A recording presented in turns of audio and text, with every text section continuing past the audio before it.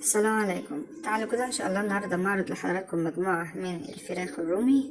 ما شاء الله تبارك الرحمن زي ما حضراتكم شايفين. وطبعا ربنا يبارك لبعض الناس اللي اخدت مني، وشكرا جدا على كلامكم الطيب الجميل. ربنا يبارك لكل الناس اللي اخدت حاجة باذن الرحمن. طبعا مجموعة من افضل انواع الفراخ الرومي.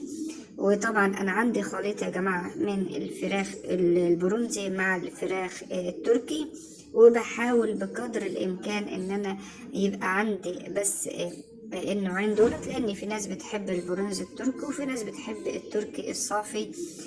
ما لهوش اي يعني مش خليط. التركي الصافي اللي هو بيكون اللون الاحمر او اللون الابيض، اما التركي البرونزي بيكون النتاية بني والذكر بيكون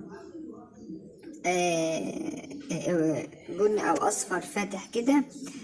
زي ما حضراتكم شايفين. طبعا كل واحد بيكون او بيحب الوان معينة، ده حقه. لكن هي السلالة بصراحة سلالة محترمة، والناس اللي خدت تشهد عليا بكده. الالوان ما شاء الله تسر الناظرين زي ما بيقولوا. حاجة كده محترمة. اوزانها ما شاء الله عندي الديك الرومي بيوصل ل 8 و9 كيلو مع الاهتمام والعلف الكويس.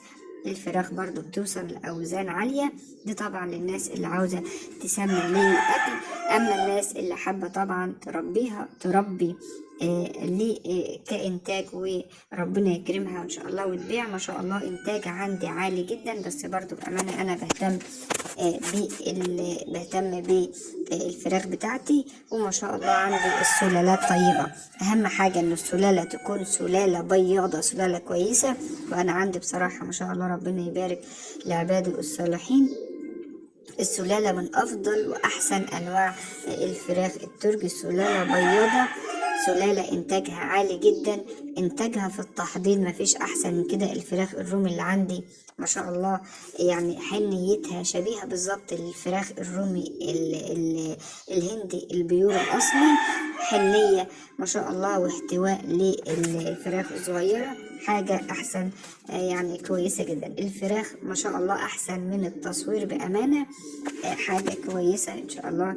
ربنا يبارك لعباده الصالحين. بديك الفراخ بعد أما بتكون فعلا بدأت إن هي يعني تهتم بنفسها اهتمام كامل. الفراخ بيبقى مفيش خوف عليه، مش محتاج أي نوع من أنواع التحضير، لأن أنا بحضنهم تحضين طبيعي. بخلي الأهالي هي اللي تحضن الكتكوت، عشان كده بطلع صحته كويسة. بيكون مش ناقصه أي نوع من أنواع الأكسجين. وما شاء الله ربنا